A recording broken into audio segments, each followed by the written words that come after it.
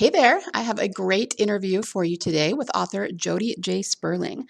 I really enjoyed my conversation with Jody because he is able to, give some, first of all, really practical tips. One thing we're going to talk about is how to get engagement on Twitter. And as an author, really use Twitter to our advantage. And guys, I got to tell you, I have never been able to figure out Twitter. Okay, I'm on there and I do broadcast, but overall, I've never come across any kind of technique that is really, really helpful to authors, and he has one. But he also gives a lot of advice that feels counterintuitive. And in my experience, that is the best kind of advice because when someone goes against the grain of what most other people are trying to do, it's usually because they've done something and it's worked. And so they're, have the courage to put it out there and say, okay, I know this is what the industry said, but do the opposite. And usually, maybe not always, but usually they're right. Okay. So I always listen to people who have counterintuitive advice or that goes against the grain of what the, bigger industry is telling you to do, because that's the most interesting. And more often than not, that is the thing that's going to make the difference if you follow their advice. Okay. So Jody is a first-time author. He's got a book that is not quite published yet, but he has been around the block a few times. He knows what he's talking about, and he's really big on author marketing. And so that is why I think a lot of you will be able to learn a lot from him and should listen closely to the conversation. He hosts a podcast called The Reluctant Book Marketer, which that is like my favorite podcast name ever. And he talks about this kind of thing. Okay, so I really think you're going to get a lot of value out of this conversation, and let's dive right in. All right, we are here with author Jody Sperling today. How are you doing today, Jody? I'm doing well. Thank you for having me. Yeah, absolutely. Absolutely. Why don't you start by telling everyone who you are and what you write? Okay, so I am host of a podcast called The Reluctant Book Marketer, and that comes from the fact that it took me way too long to realize that books don't sell themselves and readers don't just find them out, growing from trees. It's never been something that I love, but it's something that I reluctantly am passionate about doing and doing correctly. I have a novel called The 9 Lives of Marva de Longhai that is represented by Annie Baumke, and we have been out on submission for the most grueling 3 years of my life. All right. Well, what genre is that? It is a speculative noir. So it's kind of a mystery novel. And the funny thing is that I'm not like an outliner, and I'm not somebody who really plots it all. I just sort of discover it as it comes to me. And mystery is probably the worst genre to do that with. It took me forever to figure out all of the details, but you can't be what you can't be, and I can't be an outliner. Right. Okay. So, I mean, I love, first of all, the name of your podcast, The Reluctant Book what is it? Book Marketer, right? Marketer, yeah. Thank you. I was thinking outliner, and I knew that wasn't right. Yeah, exactly. I said outline, it got stuck in your brain. Yeah, that's what it did. And I've looked through and listened to a few of your episodes, and it's so great because so many, I think most authors are reluctant marketers. I remember when I started out thinking I couldn't wait until I could pay someone to do my marketing for me. And even to this day, I have never paid anyone to do my marketing for me. I mean, it just doesn't really work that way, at least not for most of the journey. Once you get to be James Patterson, then maybe, but so tell us a little bit about how you got into that and about, like your journey toward the marketing side of it. Yeah. So I knew for a long time that I wanted to write novels. I've had a love of language from a very early age. I really did have this idea that if I wrote the best possible book, that it would just magically appeal to people and it would sell itself. And I operated under that impression for quite a long time. I went and got my MFA from Eastern Washington University so that I could just be a better writer. And while I knew that they weren't teaching me a whole ton about how to actually get published, I felt pretty grateful at the time that there was exposure to great writers that I might not have read otherwise, and sitting in a room with people who were passionate about writing great books. And I think all of that is super important. And it did help me to write a great book that got represented by a literary agent, but then nobody wants to buy that book because I didn't have a brand or a platform or any way for the book to sell. And frankly, nobody's interested in a nobody that has a great book, because they need your help marketing too. The publishers need your help if you go the traditional route. I could push the self-publish button right now, but just for whatever reason, my vision is to go the traditional route to start things off. Right. So what kinds of things do you do then to market your book?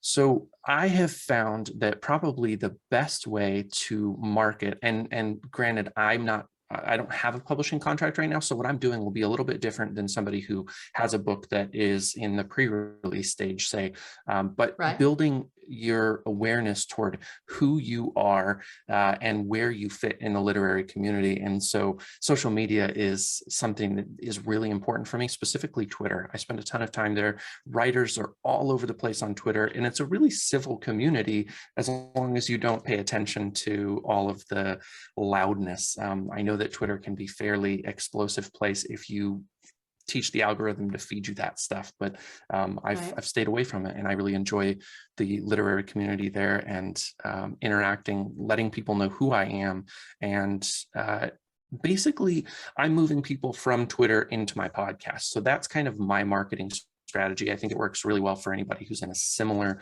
situation to me, where you don't necessarily have a book right away. You want to get people into your world so that they're hearing your voice in their ears, so that they're familiar with your philosophy on things and who you are, and just building that trust. Right. And so what kinds of things, I mean, and this is for me personally, because I've never been very great on Twitter. I know that there's a big writing community there, but a lot of people just don't know what to post. Like, they know that you shouldn't just broadcast buy my book. Like, we all know that's a little bit sleazy. So what kinds of things do you post in order to start to build a community and interact with people there? Yeah, that's a great question. And this was partly luck, which I think some things are, but what I discovered really quickly was that questions on Twitter are like the ultimate drug. People love to answer questions. People love to share their philosophy on the world, and the best way to get engagement is to ask them what their philosophy is. It also helps us as writers to quickly define our niche, and that's something that's really important. I know you know how important that is in selling a book and letting people know who you are, but a question has the fastest path to helping you define your niche, because certain people answer certain questions and are drawn to those questions, and it gives you an amazing amount of data. So what I do every day on Twitter is I use a tool called Buffer. It's free for 10 posts a day. You probably have talked with your people about that before, but it's a great tool so that you can schedule your tweets throughout the day, and you don't have to think about like coming up with interesting content as you're going about your other business. I do it in first thing in the morning, 6 o'clock, right after I finish writing. And those tweets will go out with questions throughout the day. And then I just try to be available to answer as people respond, so that it's not just a question and they answer and you drop it, but you actually respond to their response.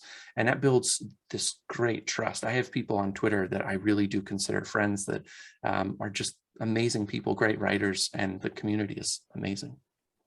That's really, really interesting. I've never done that before. So when you answer them, this is kind of logistical. Do you just answer with like the actual, comment answer, or do you like retweet an answer, or how do you do that? I retweet maybe once a month. If I happen across somebody's post that I think is just absolutely brilliant and I wish I would have said it myself, I retweet them.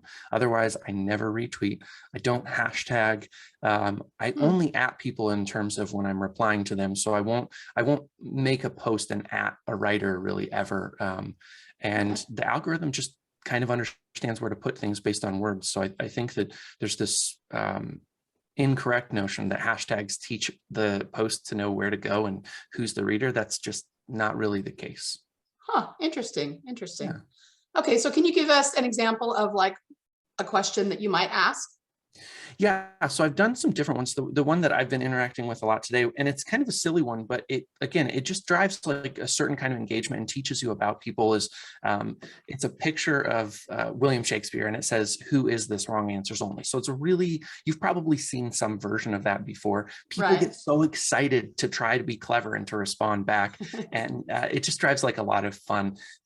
The other one that I've been interacting on a lot today is, do you think that there's a place in the writing community for competitiveness? And I think you get a lot of writers. Now, granted, I'm using my Twitter for the reluctant book marketer. I think if you were an author, you would ask specific questions, maybe geared around your genre. But this one is good because Right. it helps me kind of know what writers are interested in learning more about. And honestly, probably 95% of the podcasts that I record are based on feedback I get from questions on Twitter. Interesting. Interesting. So if I liked what you just said about asking genre questions. So if an author were to do this to try and maybe find readers, or even I think they could do this to find other writers in their genre that they could then cross promote Yep. with. So Yes. they would probably ask questions about different tropes within a genre, maybe who your favorite author is. I mean, do you have Yes. any other suggestions? Yeah, I think that those are great things, and I'll stick to mystery because that's kind of where my head is right now. I'm writing Right. a follow up to the book that's being shopped, and so I think a lot about it. But you might ask a question like, we talked about outlining, and so you might say like, can you tell when you're reading a book that's been outlined? And you'll get readers who will have opinions, and obviously that's you can't tell. You just can't tell, but it'll get some readers really excited about thinking that they can suss out what's happening with the author, or what makes you pick up a mystery novel. And maybe they'll talk a little bit about cover design that you can learn some things that maybe applies more to a self-pub because you don't have a lot of choice in the matter picking your cover if you're traditionally published. But all Right. that kind of stuff will engage your readers and get them to know you. Okay. Okay. Great. Well, those are great tips, and I'm actually going to try that because I've never done that on Twitter. I Yeah. I pretty much I do broadcast on Twitter, but Mhm. I've always used hashtags, and I didn't realize that those do not work on Twitter. So do you find though that hashtags do are still really relevant on Instagram? Because I know you're on Instagram too. Yeah, they're more so on Instagram. I'm being Okay. kind of stubborn to try to figure out how much they matter anywhere. So I have a TikTok as well, which honestly, I still haven't fallen in love with TikTok like I have with Twitter. I like Instagram. I haven't figured it out quite as much, but there's the value of the visual so much on Instagram. Mhm. And I've been told that hashtags do still matter there. I was also told that they mattered on Twitter until I found out they didn't. So Yeah, for sure. yeah. So what kinds of things do you post on Instagram then to get engagement there? I do a little bit of a both and approach with Instagram. So a lot of it feeds through one of my other social media accounts. So I'll make a TikTok video and I will oftentimes either do it to my story or a reel, depending on what kind of video I made over on TikTok. I try to do more like short form podcast type videos, and those will go as reels. And then maybe Mhm. I'll do like a question, but instead of typing it on Twitter, I'll ask it to the camera, and that'll usually be a story, because Okay. this is an interesting thing that I think is probably not exploited as much as it could or should be. But when you put a story on Instagram, if someone responds to it, it goes directly to your messages. So it then Mhm. becomes a private conversation you can have and build trust that way. And it's I think, a really low barrier to entry to get in somebody's messages because there's a lot of power to be messaging with people when you're respectful and on topic and add Yeah. value. Yeah. Right. Yeah, absolutely. Okay, so do you have any other hacks for how to grow an Instagram following? And my other question too is, Yeah. do you do personal posts or do you only keep it to like about writing and about, the kind of the business side of things?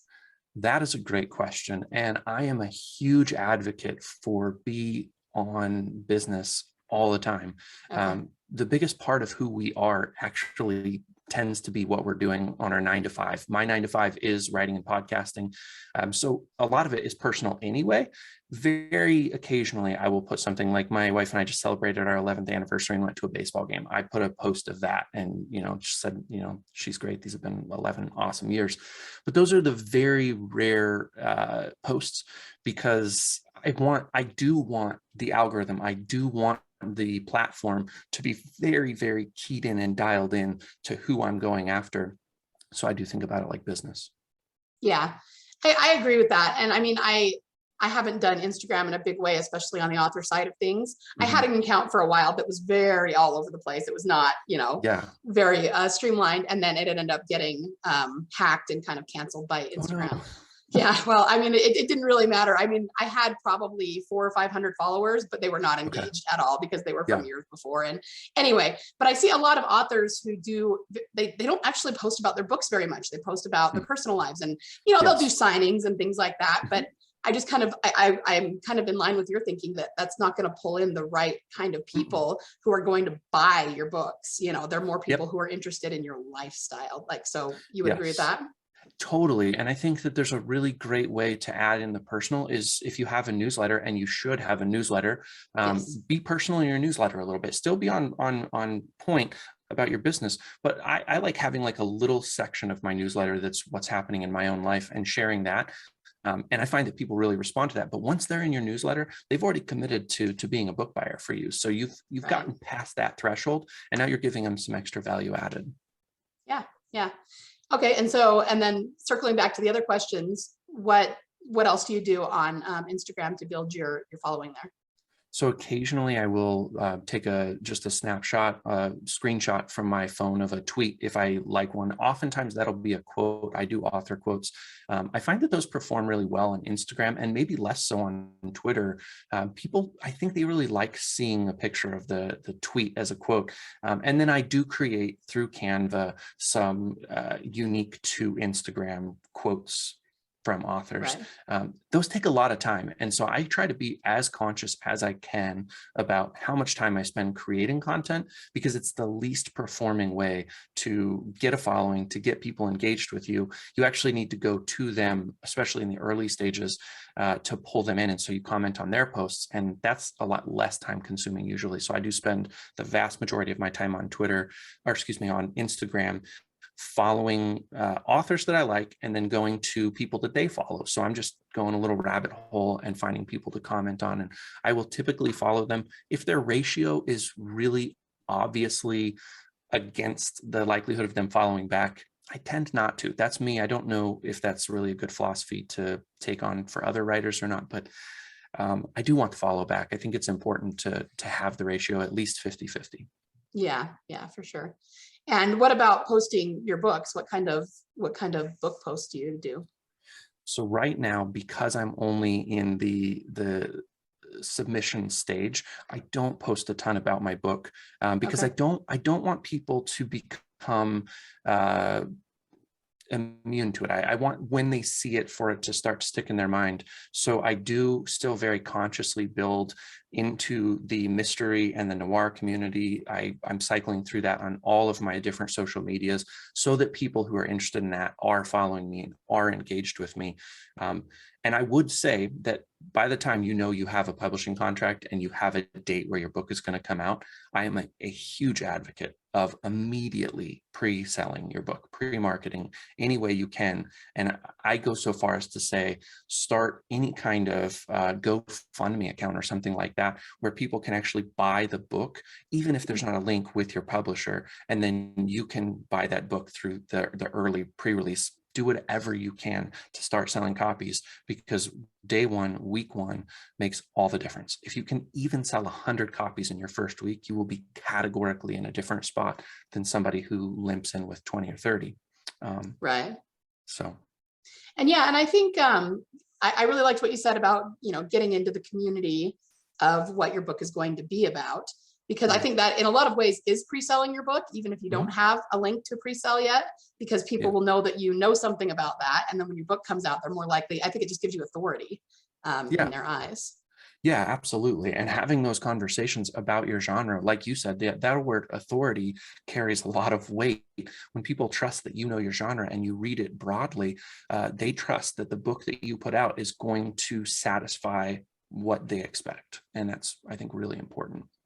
Yeah. One thing that I would, and I've thought a lot about this, and I have not actually experimented with it myself, but I think it would be fun to be reading and asking questions about bestsellers in your genre, and maybe even if you're being a little bit critical, not in a bad way, but just saying, oh, I don't love the way they handled this trope. Yeah. I handled it differently in my book. I mean, it would just be like a selling point for people who had read that book and would like to see how things like that, I think is what authors need to be kind of thinking about.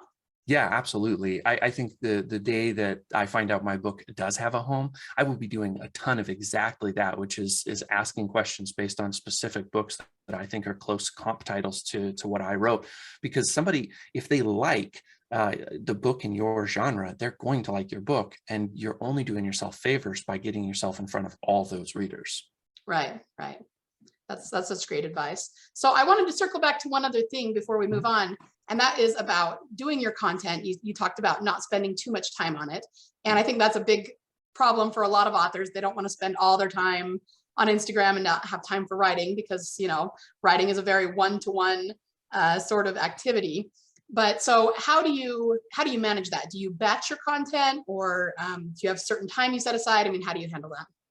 I need to be a little bit better. I do, like I said, with Twitter, do that immediately after I write in the morning. So I'm up at 5 o'clock in the morning. I write for the first hour. I try to get in a second time later in the day, as long as things aren't too busy. And then right at 6, I will spend as much time as it takes to ask 7 good questions and do 3 good author quotes. So 10 tweets a day. And then I try to repurpose some of that content, like I said, to Instagram. So in that way, I am batching, but I need to do better about having videos for TikTok in the drafts file. And far too often, I am kind of leaning on when inspiration hits. I imagine you relate to this. When you are on a microphone or in front of a camera, you have to have a certain energy. Even today, I can feel like talking with you, I'm a little lower energy than I wish I was. And so I lean too hard on not forcing myself to make that content if I don't feel like I'm in the mood. But there's something really powerful about just choosing to do something and bringing the energy and figuring out, how do I start to get a little bit looser and feel better? Right. I think it's a huge advantage if you can force yourself to make content, even if you don't feel like it. Yeah, no, I agree. And I actually think that's true of writing too. I think too many authors rely on the creative muse. And of course, there's some days that you're going to feel like you're forcing it out. But I don't even think it's so much about practicing your words or practicing your content. It's practicing getting into the mindset where you can create the content no matter how you feel. Yeah. So yeah, I mean, do you have any other thoughts about that? And I do so much better with it with writing, because it's just a contract that I will show up every morning at 6 o'clock and do this. And it has massive benefits. I've noticed I've become a far better writer because I'm writing whether I feel like it or not. And it's odd that I don't know. Do you actually experience the days where you feel maybe least inclined, maybe the days that you also produce the best work? Have you had that before? I think there could be something to that for sure. I don't know that I've specifically had a day where I've noticed that, but I can see it being the case.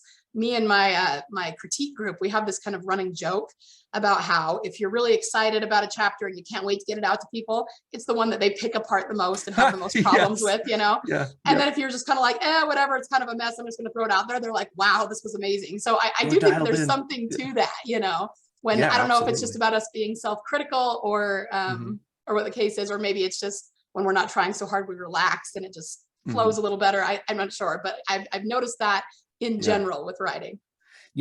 It's funny. I just got a yes from a dream guest for my podcast. Nice. And it's great. But I was getting ready to send off the email with the scheduling link and everything. And I had to ask my wife like 30 times to help me get this email better written, because the expectations and the excitement were so high that I couldn't write naturally. It's like, this is the dumbest thing. It needs to be 4 sentences. Why can I not just get it out there? Yep. I'm sure it has to do with putting pressure on ourselves. And one thing I teach too, when it comes to free writing, is just that you have to relax your brain and just sort of let it flow. And that actually is a skill. When you, try too hard to force it, then, things just don't go quite as well. So that's a really interesting observation. All right, well, let's switch gears a little bit and talk about your podcast, because it's about the mindset of getting into marketing. So what can you tell us about that, especially where authors are concerned, because so many of us are introverts that just cringe at the idea of marketing. Yeah. So, and that is how I came to this idea, is that I think the first thing is that you do have to define who you want to be as an author. So this surprised me in the beginning too, by the way, is that there are writers who are plenty happy publishing a book and not really caring if it makes them any money or selling 1,000 or 10,000 or 1,000,000 copies of their book. For some reason, I always believed everyone was like me. Maybe we all do that. But I am speaking very specifically to the authors who have the crazy idea that they want to sell 1,000,000 copies of their book. Right. That is such an outlandish goal to have, to sell 1,000,000 copies, but you shouldn't feel ashamed if that's your goal. If you want to do that and you want to make the money that comes along with it. Now, I will say that selling actual copies of books is not a great moneymaker, but selling 1,000,000 copies of a book will definitely help you out. Right. And I want to talk to those specific writers who that's their passion, and then talk about the mindset that it requires to do that. Yeah. I think the way that I think about this is that there are those of us who have absolutely no issue with diet and fitness. And it's just like, it's real easy to stay fit. And then there are those of us like myself who, if I'm not absolutely fighting all the time, I just gain weight at a really steady pace. And the reason I'm saying this is because of those people who gain weight like I do, some people will say all the time, I really want to lose weight. I really want to lose weight. And it will never happen for them. Mm-hmm. The same is true for an author who says, I really want to sell books. I really want to sell books. They show up on Twitter all the time, and I'll ask them questions and they'll say, the hardest part is marketing. And I just wish I knew how to market. And the truth is, it's your mindset. It's a slog all the time. Nobody loves the cogs and wheels and gears of marketing. Some bits are a lot more fun than other bits. Like you might enjoy running more than you enjoy biking, or vice versa. But there's always going to be the tough stuff. And so I try with my show all the time to focus on, you have to make the choice to show up, and that is in your mindset. And if you can win the battle of mindset, if you can win the battle of mindset, you can sell 1,000,000 books. It might not happen on your time scale, but if you win that battle, you will do what you seek to do. Right. So do you have some practical tips and things that they can use to try and shift their mindset into that of a marketer? Yeah, I think first is that moment of honesty. And so these things, because we're talking about mindset, I wish that I could say like, do A, B, C, and you will get there. But what I do find is that if you can be honest with yourself about your desires, then your mindset will start to follow. So I say all the time that action informs mindset. And so one thing that people will cringe at immediately, but will make a massive difference, is take your book if you're published. If not, then take a QR code. I know this sounds crazy, but take a QR code or a physical copy of your book and go to your next door neighbor and knock on their door and ask them to buy your book or sign up for your mailing list. They're not your niche reader. We know that. But what happens when you do that is that you enter somebody else's space who doesn't want to hear from you, and you get used to the idea that this is part of what it is to market my book, is reaching out to a stranger and trying to build a relationship and sell your book. If you are willing to do that, your mindset will shift. You will hate it, and it's not a good way to market. So the good news is you only have to do that a couple of times, but taking that action will move your mind toward a different way of thinking about your book. And it'll let you know really quickly, do you actually want to sell 1,000,000 copies of your book? Or is it just something that would be nice if it happened? Right. Yeah, no, I really like that, because so it's like practicing selling. Yeah. And I mean, I can tell you that I used to be really uncomfortable on camera, and I sort of forced myself to do a couple of Facebook Lives, and it was amazing. After doing 3 or 4 of them, it just wasn't a big deal anymore. And I was like the most terrified a person could be to go on camera, so it's just a matter of, if you practice it a few times, it's amazing how quickly your mindset will change. Yeah, absolutely. Okay, great. So I do want to ask you about one of the episodes I listened to on your podcast. It was a recent one about being, what was the word you used? Being impatient. Because we always say you have to be patient and wait for the ads to mature and wait for your audience to grow. So why do you tell people to be impatient in their marketing?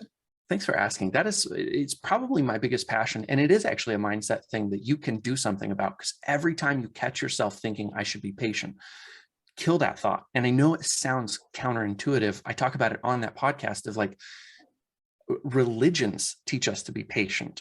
Everybody out there is like, just be patient, wait your turn. The problem is that it's okay to wait. It's not good to be patient. When you are patient, you are inactive. And when you're inactive, things aren't getting done. And so I feel really passionate that we need to help writers cultivate this idea of don't stop knocking on doors. And I don't mean that literally, like I said a minute ago, but I mean, send your short stories, if you're a short story writer, to journals, or your essays to different publications. Whatever you're writing, be sending actively, be submitting, be querying agents.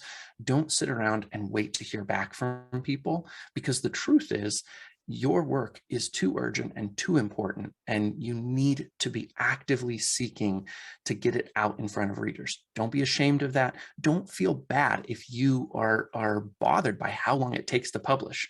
And then you're going to get into the situation where you do have a literary agent and she's sending your book out and it's 3 years later and you feel agony of having to wait. But it has not stopped me from writing. It hasn't stopped me from building the podcast, from marketing, from acting like this book is days away from coming out. And that urgency is profoundly helpful. I love that. Yeah, I really love that. So it's just about being active. And I feel like that should be a slogan: act every day like your book is days from coming out, and always approach it that way. That's gold. That's awesome. That's great. Well, thank you so much for being here. I think this has been really valuable. You've given us some really great, actual tips that people can use and can, let me ask you this, in terms of mindset, do you have a favorite book about mindset? Oh, that's a great question. I'm going to have to get back to you. Let me get back to you on a favorite book about mindset. I'm thinking of, and this is just because of my history, somewhere in the back of my brain, there was this book, and I'm not recommending you read it, but it's called Questioning Evangelism. I grew up Christian. I don't really identify exactly that way anymore. But that book, I think it really stuck in me because it's taught me to ask questions. And so I'll find a better book and I'll email it to you if you want that, because anything that can help us to learn the power of questions is going to inherently help us to cultivate a healthier, more tenacious mindset. Yeah, no, I would agree with that. We definitely should question everything. So I love that response. So any last minute advice for authors and their marketing? Don't be patient. Awesome. And where can they find you? The reluctantbookmarketer.com is probably the easiest way. I am on Twitter at Jody J Sperling. All of my socials are at Jody J Sperling. But if you go to my website, you will find all the social links there as well. And check out the podcast if you want. Great. Yeah, everybody should check out the podcast and should follow you, so that if nothing else, to see what you're doing and maybe try to emulate that a little bit for our own books. And yeah, just thank you so much for being here and for all that you have shared with us. Yeah, thank you for having me. It was really a pleasure and I enjoyed the conversation. Yeah, me too.